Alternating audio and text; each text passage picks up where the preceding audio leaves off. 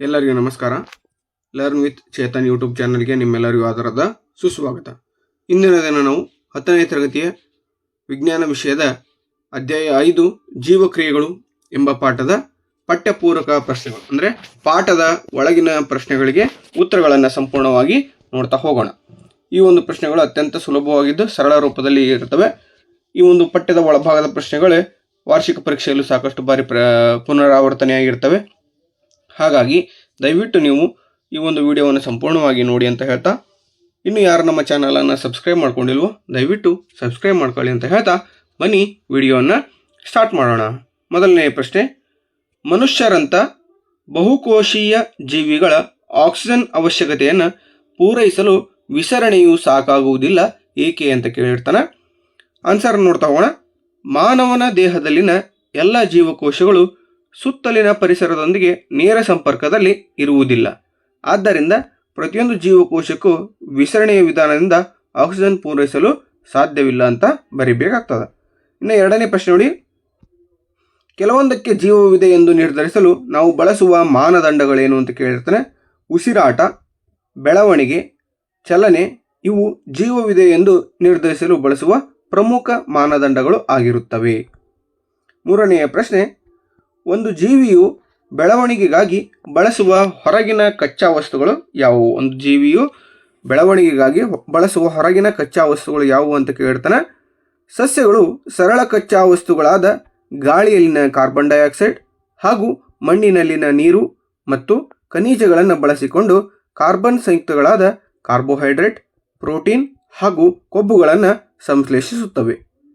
ಪ್ರಾಣಿಗಳು carbon ಸಂಯುಕ್ತಗಳಾದ carbohydrate, protein ಹಾಗೂ ಕೊಬ್ಬುಗಳನ್ನು ಸಸ್ಯಗಳಿಂದ ಪಡೆದುಕೊಳ್ಳುತ್ತವೆ. ಓಕೆ, ಇನ್ನು ನಾಲ್ಕನೇ ಪ್ರಶ್ನೆ, ಯಾವ ಪ್ರಕ್ರಿಯೆಗಳು ಜೀವವನ್ನು ನಿರ್ವಹಿಸಲು ಅಗತ್ಯವಾಗಿವೆ ಎಂದು ನೀವು ಪರಿಗಣಿಸುವಿರಿ? ಪೋಷಣೆ, ಉಸಿರಾಟ, ಸಾಗಾಣಿಕೆ ಹಾಗೂ ವಿಸರ್ಜನೆ ಇವು ಜೀವ ನಿರ್ವಹಣೆಗಾಗಿ ಜೀವಿಯೊಂದು ಕೈಗೊಳ್ಳುವ ಅಗತ್ಯ ಪ್ರಕ್ರಿಯೆಗಳು ಆಗಿರುತ್ತವೆ. ಐದನೇ ಪ್ರಶ್ನೆ ನೋಡಿ, ಸ್ವಪೋಷಕಗಳ ಪೋಷಣೆ ಮತ್ತು ಪರಪೋಷಕಗಳ ಪೋಷಣೆಗಳ ನಡುವಿನ ವ್ಯತ್ಯಾಸಗಳೇನು ಅಂತ ಕೇಳ್ತಾನೆ. ಇದು ಸಾಕಷ್ಟು ಬಾರಿ ಪರೀಕ್ಷೆಗಳಲ್ಲಿ ಬಂದಂಥ ಪ್ರಶ್ನೆ ಆಗಿರ್ತದೆ. 2 ಅಂಕದ ಪ್ರಶ್ನೆ ಇದು. ನೋಡ್ತಾ ಹೋಗೋಣ ಆನ್ಸರ್ನ. ಸ್ವಪೋಷಕಗಳ ಪೋಷಣೆಯಲ್ಲಿ ಸರಳ ಕಚ್ಚಾ ವಸ್ತುಗಳನ್ನು ಬಳಸಿಕೊಂಡು ತಮ್ಮ ಆಹಾರವನ್ನು ತಾವೇ ತಯಾರಿಸಿಕೊಳ್ಳುವ ವಿಧಾನವಾಗಿರ್ತದೆ.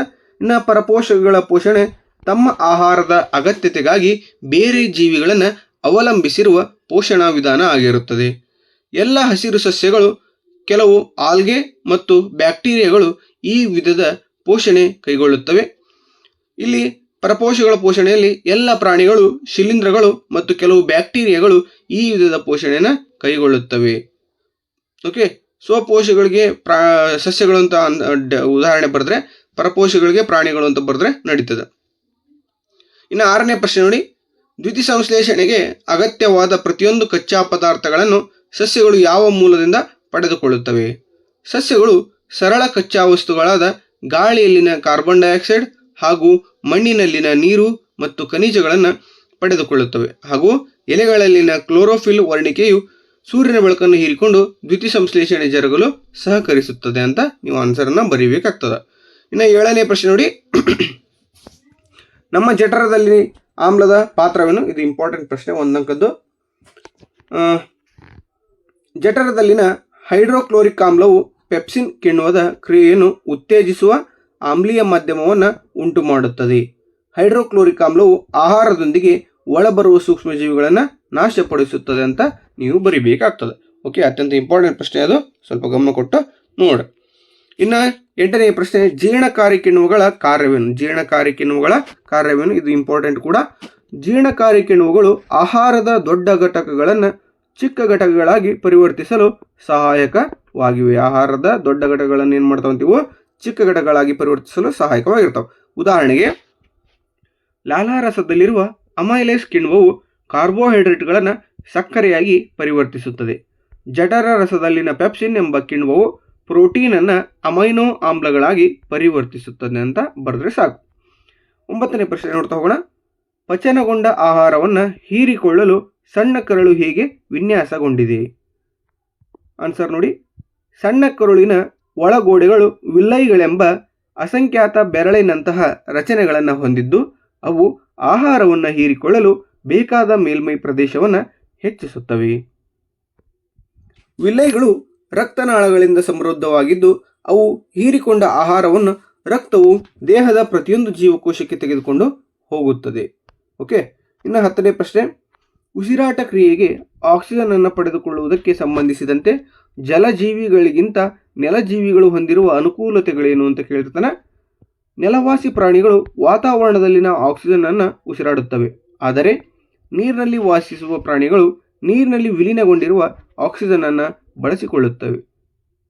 ಗಾಳಿಯಲ್ಲಿರುವ ಆಕ್ಸಿಜನ್ ಪ್ರಮಾಣಕ್ಕೆ ಹೋಲಿಸಿದರೆ ನೀರಿನಲ್ಲಿ ಕರಗಿರುವ ಆಕ್ಸಿಜನ್ನ ಪ್ರಮಾಣ ಸಾಕಷ್ಟು ಕಡಿಮೆ ಇರುವುದರಿಂದ ಜಲಚರಗಳ ಉಸಿರಾಟದ ದರವು ನೆಲಜೀವಿಗಳಲ್ಲಿ ಕಂಡುಬರುವುದಕ್ಕಿಂತ ಸಾಕಷ್ಟು ವೇಗವಾಗಿರುತ್ತದೆ. ನೆಲಜೀವಿಗಳು ಪ್ರತಿ ಉಸಿರಾಟದಲ್ಲಿ ಅತಿ ಹೆಚ್ಚಿನ ಪ್ರಮಾಣದ ಆಕ್ಸಿಜನ್ ಅನ್ನು ಪಡೆದುಕೊಳ್ಳುತ್ತವೆ ಅಂತ ಬರೀಬೇಕಾಗ್ತದೆ. ಇನ್ನು 11ನೇ ಪ್ರಶ್ನೆ ನೋಡಿ, ವಿವಿಧ ಪ್ರಾಣಿಗಳಲ್ಲಿ ಆಕ್ಸಿಜನ್ ಉತ್ಕರ್ಷಣದಿಂದ ಶಕ್ತಿಯನ್ನು ಒದಗಿಸುವ ವಿಭಿನ್ನ ಪ್ರಕ್ರಿಯೆಗಳು ಯಾವುವು? ಆಕ್ಸಿಜನ್ ಅನುಪಸ್ಥಿತಿ ಅಥವಾ ಅವಾಯುವಿಕ ಉಸಿರಾಟದಲ್ಲಿ ಗ್ಲೂಕೋಸ್ ಭಾಗಶಃ ಉತ್ಕರ್ಷಣ ಹೊಂದಿ ಎಥನಾಲ್, ಕಾರ್ಬನ್ ಡೈಆಕ್ಸೈಡ್ ಹಾಗೂ ಶಕ್ತಿಯನ್ನು ಬಿಡುಗಡೆಯಾಗ್ತದೆ. ಇನ್ನು ಆಕ್ಸಿಜನ್ ಕೊರತೆ ಇರುವ ಉಸಿರಾಟದಲ್ಲಿ ಗ್ಲೂಕೋಸ್ ಉತ್ಕರ್ಷಣ ಹೊಂದಿ ಲ್ಯಾಕ್ಟಿಕ್ ಆಮ್ಲ ಹಾಗೂ ಶಕ್ತಿ ಬಿಡುಗಡೆ ಆಗ್ತದೆ. ಇನ್ನು ಇದು ಉಸಿರಾಟದ ಆಕ್ಸಿಜನ್ ಕೊರತೆ ಇದ್ದಾಗ ಲ್ಯಾಕ್ಟಿಕ್ ಆಮ್ಲ ಬಿಡುಗಡೆ ಆಗ್ತದಲ್ಲ, ಇದು ನಮಗೆ ಸ್ನಾಯು ಸೆಳೆತವನ್ನು ಉಂಟು ಮಾಡ್ತದೆ. ಯಾವಾಗ ನಾವು ರನ್ನಿಂಗ್ ಮಾಡ್ತಾ ಇರ್ತೀವಿ, ಆಟ ಆಡ್ತಿರ್ತೀವಿ, ಅವಾಗ ನಮಗೆ ಮೀನಗಂಡಗಳು ಹಿಡಿತವೆ, ನರಗಳು ಹಿಡಿತವೆ ಅಂತಾರಲ್ಲ, ಅದನ್ನು ನಾವೆಂತ ಕರಿತೀವಿ? ಸ್ನಾಯು ಸೆಳೆತ ಅಂತ ಕರಿತೀವಿ, ಕ್ರ್ಯಾಂಪ್ಸ್ ಅಂತ ಕರಿತೀವಿ. ಓಕೆ, ಯಾವಾಗಪ್ಪ ಅಂದರೆ ನಮ್ಗೆ ಯಾವಾಗ ಆಕ್ಸಿಜನ್ ನಮ್ಮ ದೇಹದಲ್ಲಿ ಕಡಿಮೆ ಪ್ರಮಾಣದಲ್ಲಿ ಇರ್ತದಲ್ಲ ಅಂತಹ ಸಂದರ್ಭದಲ್ಲಿ. ಇನ್ನು ಆಕ್ಸಿಜನ್ ಉಪಸ್ಥಿತಿ ಅಥವಾ ವಾಯುವಿಕ ಉಸಿರಾಟದಲ್ಲಿ ಗ್ಲೂಕೋಸ್ ಸಂಪೂರ್ಣ ಉತ್ಕರ್ಷಣ ಹೊಂದಿ ಕಾರ್ಬನ್ ಡೈಆಕ್ಸೈಡ್, ನೀರು ಹಾಗೂ ಶಕ್ತಿ ಬಿಡುಗಡೆ ಆಗ್ತದೆ. 12ನೇ ಪ್ರಶ್ನೆ ನೋಡಿ, ಮನುಷ್ಯರಲ್ಲಿ ಆಕ್ಸಿಜನ್ ಮತ್ತು ಕಾರ್ಬನ್ ಡೈಆಕ್ಸೈಡ್ಗಳ ಸಾಗಾಣಿಕೆ ಹೇಗೆ ಆಗುತ್ತದೆ? ಮಾನವನಲ್ಲಿ ಆಕ್ಸಿಜನ್ ಮತ್ತು ಕಾರ್ಬನ್ ಡೈಆಕ್ಸೈಡ್ಗಳ ಸಾಗಾಣಿಕೆ ರಕ್ತದ ಮೂಲಕ ನಡೆಯುತ್ತದೆ. ಶ್ವಾಸಕೋಶಗಳಲ್ಲಿ ಈ ಅನಿಲಗಳು ವಿನಿಮಯಗೊಳ್ಳುತ್ತವೆ. ಗಾಳಿಯಲ್ಲಿನ ಆಕ್ಸಿಜನ್ ಅನ್ನು ರಕ್ತದಲ್ಲಿನ ಹಿಮೋಗ್ಲೋಬಿನ್ ವರ್ಣಿಕೆಯು ಬಂಧಿಸಿ ದೇಹದ ಎಲ್ಲ ಭಾಗಗಳಿಗೆ ಸಾಗಿಸುತ್ತದೆ. ಕೋಶಗಳಲ್ಲಿನ ಕಾರ್ಬನ್ ಡೈಆಕ್ಸೈಡ್ ರಕ್ತದ ಪ್ಲಾಸ್ಮಾದಲ್ಲಿ ವಿಸರಣೆಗೊಂಡು ಶ್ವಾಸಕೋಶವನ್ನು ತಲುಪುತ್ತದೆ ಅಂತ ಆನ್ಸರ್ ಬರೆದ್ರೆ ನಡೀತದೆ. ಇನ್ನು 13ನೇ ಪ್ರಶ್ನೆ ನೋಡಿ, ಅನಿಲಗಳ ವಿನಿಮಯ ಪ್ರದೇಶವನ್ನು ಹೆಚ್ಚಿಸಲು ಮನುಷ್ಯರಲ್ಲಿ ಶ್ವಾಸಕೋಶಗಳು ಹೇಗೆ ವಿನ್ಯಾಸಗೊಂಡಿವೆ? ಗಾಳಿಗೂಡುಗಳು ಬಲೂನಿನಂತಹ ರಚನೆಗಳಾಗಿವೆ. ಅನಿಲಗಳ ವಿನಿಮಯಕ್ಕೆ ಇದು ಹೆಚ್ಚು ಮೇಲ್ಮೈಯನ್ನು ಒದಗಿಸುತ್ತದೆ. ಹಾಗೆ ಗಾಳಿಗೂಡುಗಳಿಗೆ ಹೆಚ್ಚು ಸ್ಥಳಾವಕಾಶ ನೀಡಲು ಪಕ್ಕೆಲುಬು ಹಾಗೂ ವಫೆಯ ಸ್ನಾಯುಗಳು ಸಹಕಾರಿಯಾಗಿವೆ. ಇನ್ನು ಮುಂದಿನ ಪ್ರಶ್ನೆ 14ನೇ ಪ್ರಶ್ನೆ ನೋಡಿ, ಮನುಷ್ಯರಲ್ಲಿ ಸಾಗಾಣಿಕಾ ವ್ಯೂಹದ ಘಟಕಗಳು ಯಾವುವು? ಈ ಘಟಕಗಳ ಕಾರ್ಯಗಳೇನು? ರಕ್ತ, ಹೃದಯ ಹಾಗೂ ರಕ್ತನಾಳಗಳು ಸಾಗಾಣಿಕಾ ವ್ಯೂಹದ ಘಟಕಗಳಾಗಿವೆ. ಆಹಾರ, ಆಕ್ಸಿಜನ್ ಮತ್ತು ತ್ಯಾಜ್ಯ ವಸ್ತುಗಳು ನಮ್ಮ ದೇಹದಲ್ಲಿ ಸಾಗಾಣಿಕೆಗೆ ರಕ್ತವು ದ್ರವ ರೂಪದ ಮಾಧ್ಯಮವಾಗಿ ಕಾರ್ಯನಿರ್ವಹಿಸುತ್ತದೆ. ರಕ್ತವು ದೇಹಾದ್ಯಂತ ಚಲಿಸಲು ಹೃದಯವು ರಕ್ತವನ್ನು ಪಂಪ್ ಮಾಡುತ್ತದೆ. ರಕ್ತನಾಳಗಳು ರಕ್ತವನ್ನು ದೇಹದ ಪ್ರತಿಯೊಂದು ಜೀವಕೋಶಕ್ಕೆ ತಲುಪಿಸುತ್ತದೆ. ಇನ್ನು 15ನೇ ಪ್ರಶ್ನೆ, ಸ್ತನಿಗಳಲ್ಲಿ ಮತ್ತು ಪಕ್ಷಿಗಳಲ್ಲಿ ಆಕ್ಸಿಜನ್ ಯುಕ್ತ ಮತ್ತು ಆಕ್ಸಿಜನ್ ರಿಕ್ತ ರಕ್ತವನ್ನು ಪ್ರತ್ಯೇಕಿಸುವುದು ಅಗತ್ಯವಾಗಿದೆ ಏಕೆ? ಇದು ಇಂಪಾರ್ಟೆಂಟ್ ಪ್ರಶ್ನೆ, ಸಾಕಷ್ಟು ಬಾರಿ ಪರೀಕ್ಷೆಗಳಲ್ಲಿ ಬಂದಂಥದ್ದಾಗಿರ್ತದೆ. ಸ್ತನಿಗಳು ಮತ್ತು ಪಕ್ಷಿಗಳು ತಮ್ಮ ದೇಹದ ಉಷ್ಣತೆಯನ್ನು ಕಾಪಾಡಿಕೊಳ್ಳಲು ನಿರಂತರವಾಗಿ ಶಕ್ತಿಯನ್ನು ಬಳಸುತ್ತವೆ. ಈ ರೀತಿಯ ಪ್ರತ್ಯೇಕಿಸುವಿಕೆಯು ದೇಹಕ್ಕೆ ಆಕ್ಸಿಜನ್ ಪೂರೈಕೆಯು ಹೆಚ್ಚು ಸಮರ್ಥವಾಗಿ ಆಗುವಂತೆ ಮಾಡುತ್ತದೆ. ಆದ್ದರಿಂದ ಸ್ತನಿಗಳಲ್ಲಿ ಮತ್ತು ಪಕ್ಷಿಗಳಲ್ಲಿ ಆಕ್ಸಿಜನ್ ಯುಕ್ತ ಮತ್ತು ಆಕ್ಸಿಜನ್ ರಿಕ್ತ ರಕ್ತವನ್ನು ಪ್ರತ್ಯೇಕಿಸುವುದು ಅಗತ್ಯವಾಗಿರುತ್ತದೆ. 16ನೇ ಪ್ರಶ್ನೆ, ಹೆಚ್ಚು ಸಂಕೀರ್ಣ ಸಸ್ಯಗಳ ಸಾಗಾಣಿಕಾ ವ್ಯವಸ್ಥೆಯ ಘಟಕಗಳು ಯಾವುವು? ಕ್ಸೈಲಮ್ ಹಾಗೂ ಫ್ಲೋಯಂ ವಾಹಕನಾಳಗಳು ಆಗಿರುತ್ತವೆ. ಕ್ಸೈಲಮ್ ಮಣ್ಣಿನಿಂದ ಪಡೆದ ನೀರು ಮತ್ತು ಲವಣಗಳನ್ನು ಸಾಗಿಸುತ್ತದೆ. ಇನ್ನೊಂದು ಫ್ಲೋಯಂ, ಇವು ಎಲೆಗಳಲ್ಲಿ ಸಂಶ್ಲೇಷಿಸಲ್ಪಟ್ಟ ದ್ಯುತಿಸಂಶ್ಲೇಷಣೆಯ ಉತ್ಪನ್ನಗಳನ್ನು ಸಸ್ಯದ ಉಳಿದ ಭಾಗಗಳಿಗೆ ಸಾಗಿಸುತ್ತದೆ. ಓಕೆ, ಇನ್ನು 17ನೇ ಪ್ರಶ್ನೆ ನೋಡಿ, ಸಸ್ಯಗಳಲ್ಲಿ ನೀರು ಮತ್ತು ಖನಿಜಗಳ ಸಾಗಾಣಿಕೆ ಹೇಗೆ ಆಗುತ್ತದೆ? ಬಾಷ್ಪ ವಿಸರ್ಜನೆಯಿಂದ ಪತ್ರರಂಧ್ರಗಳ ಮೂಲಕ ನಷ್ಟವಾದ ನೀರು ಎಲೆಗಳಲ್ಲಿ ಶೋಷಣವನ್ನು ಉಂಟು ಮಾಡುತ್ತದೆ. ಇದು ನೀರು ಮತ್ತು ಅದರಲ್ಲಿ ಕರಗಿರುವ ಲವಣಗಳ ಹೀರುವಿಕೆಗೆ ಮತ್ತು ಅವುಗಳ ಮೇಲ್ಮುಖ ಚಲನೆಗೆ ಬಲವನ್ನು ಒದಗಿಸುತ್ತದೆ. ಓಕೆ, ಇನ್ನು 18ನೇ ಪ್ರಶ್ನೆ, ಸಸ್ಯಗಳಲ್ಲಿ ಆಹಾರದ ಸಾಗಾಣಿಕೆ ಹೇಗೆ ಆಗುತ್ತದೆ? ಫ್ಲೋಯಂ ಅಂಗಾಂಶವು ದ್ಯುತಿಸಂಶ್ಲೇಷಣೆಯ ಉತ್ಪನ್ನಗಳನ್ನು ವಸ್ತು ಸ್ಥಾನಾಂತರಣ ಕ್ರಿಯೆಯ ಮೂಲಕ ಸಾಗಿಸುತ್ತದೆ. ಈ ವಸ್ತುಗಳು ವಿಶೇಷವಾಗಿ ಬೇರುಗಳು, ಹಣ್ಣುಗಳು ಮತ್ತು ಬೀಜಗಳಂಥ ಸಂಗ್ರಹಣಾ ಅಂಗಗಳಿಗೆ ಮತ್ತು ಬೆಳೆಯುತ್ತಿರುವ ಅಂಗಗಳಿಗೆ ಪೂರೈಸಲ್ಪಡುತ್ತವೆ. ಆಹಾರ ಮತ್ತು ಇತರ ವಸ್ತುಗಳು ಸ್ಥಾನಾಂತರಣವು ಜರಡಿನಾಳದ ಪಾರ್ಶ್ವ ಸಂಗಾತಿ ಜೀವಕೋಶದ ಸಹಾಯದಿಂದ ಮೇಲ್ಮುಖ ಹಾಗೂ ಕೆಳಮುಖ ಎರಡೂ ದಿಕ್ಕುಗಳಲ್ಲಿ ನಡೆಯುತ್ತದೆ. ಇನ್ನು 19ನೇ ಪ್ರಶ್ನೆ, ನೆಫ್ರಾನ್ಗಳ ರಚನೆ ಮತ್ತು ಕಾರ್ಯವನ್ನು ವಿವರಿಸಿ ಅಂತ ಇದೆ. ನೆಫ್ರಾನ್ಗಳು ಬೌಮನ್ ಆಲಿಕೆ ಎಂಬ ಬಟ್ಟಲಿನ ಆಕಾರದ ರಚನೆ ಹೊಂದಿದ್ದು ಅದರಲ್ಲಿ ಗ್ಲಾಮರುಲಸ್ ಎಂಬ ಲೋಮನಾಳಗಳ ಗುಂಪನ್ನು ಹೊಂದಿದೆ. ಆಲಿಕೆಯಿಂದ ಉದ್ದನೆಯ ನುಲಿಕೆ ನಾಳ ಹೊಂದಿದ್ದು ಅದು ಸಂಗ್ರಾಹಕ ನಾಳಕ್ಕೆ ಸಂಪರ್ಕವನ್ನು ಹೊಂದಿರುತ್ತದೆ. ಕಾರ್ಯವನ್ನು ನೋಡ್ತಾ ಹೋಗೋಣ. ರಕ್ತದ ಒತ್ತಡದಿಂದ ಗ್ಲಾಮರುಲಸ್ನಲ್ಲಿ ರಕ್ತವು ಸೋಸಲ್ಪಡುತ್ತದೆ. ಇದರಲ್ಲಿ ತ್ಯಾಜ್ಯ ಘಟಕಗಳ ಜೊತೆಗೆ ಗ್ಲುಕೋಸ್, ಅಮೈನೋ ಆಮ್ಲಗಳು ಹಾಗೂ ನೀರಿನಂಥ ಉಪಯುಕ್ತ ಪದಾರ್ಥಗಳು ನುಲಿಕೆ ನಾಳದಲ್ಲಿ ಮರುಹೀರಿಕೆಯಾಗಿ ಅಂತಿಮವಾಗಿ ಮೂತ್ರ ಉತ್ಪಾದನೆ ಆಗುತ್ತದೆ. 20ನೇ ಪ್ರಶ್ನೆ, ಸಸ್ಯಗಳು ತ್ಯಾಜ್ಯ ಪದಾರ್ಥಗಳನ್ನು ಹೊರಹಾಕಲು ಬಳಸುವ ವಿಧಾನಗಳಾವು? ಇದು ವೆರಿ ವೆರಿ ಇಂಪಾರ್ಟೆಂಟ್. 2025ರ ಮೊದಲ ಪರೀಕ್ಷೆಯಲ್ಲಿ ಬಂದಿರತಕ್ಕಂಥ ಪ್ರಶ್ನೆ ಆಗಿರ್ತದೆ. ಎಲೆಗಳ ಉದುರುವಿಕೆಯಿಂದ ಅವುಗಳಲ್ಲಿ ಸಂಗ್ರಹವಾದ ತ್ಯಾಜ್ಯಗಳು ಹೊರಹಾಕಲ್ಪಡುತ್ತವೆ.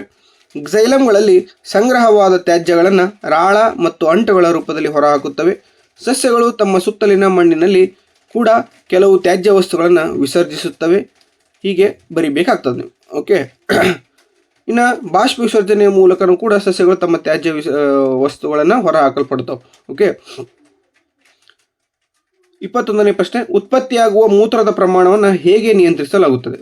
ಉತ್ಪತ್ತಿಯಾಗುವ ಮೂತ್ರದ ಪ್ರಮಾಣವು ದೇಹದಲ್ಲಿ ನೀರಿನ ಪ್ರಮಾಣವನ್ನು ಅವಲಂಬಿಸಿರುತ್ತದೆ. ದೇಹದಲ್ಲಿ ಅಧಿಕ ಪ್ರಮಾಣದ ನೀರಿದ್ದಾಗ ಹೆಚ್ಚಿನ ಪ್ರಮಾಣದಲ್ಲಿ ಮೂತ್ರ ವಿಸರ್ಜಿಸಲ್ಪಡುತ್ತದೆ. ದೇಹದಲ್ಲಿ ನೀರಿನ ಕೊರತೆ ಇದ್ದಾಗ ನೆಫ್ರಾನ್ಗಳಲ್ಲಿ ನೀರು ಮರುಹೀರಿಕೆಯಾಗಿ ಪ್ರಬಲ ಮೂತ್ರ ವಿಸರ್ಜಿಸಲ್ಪಡುತ್ತದೆ. ಓಕೆನಾ? ಸೊ ಇದಾಗಿತ್ತು ಇಂದಿನ ವಿಡಿಯೋ. ಅಂದರೆ ಜೀವಕ್ರಿಯೆಗಳು ಎಂಬ ಪಾಠದ ಸಂಪೂರ್ಣ ಪಠ್ಯದ ಒಳಭಾಗದ ಎಲ್ಲ ಪ್ರಶ್ನೋತ್ತರಗಳಿಗೆ ಸರಳ ಮತ್ತು ಸುಲಭ ಉತ್ತರಗಳನ್ನು ನಾವು ಇಂದು ಅಭ್ಯಾಸವನ್ನು ಮಾಡಿದ್ದೇವೆ.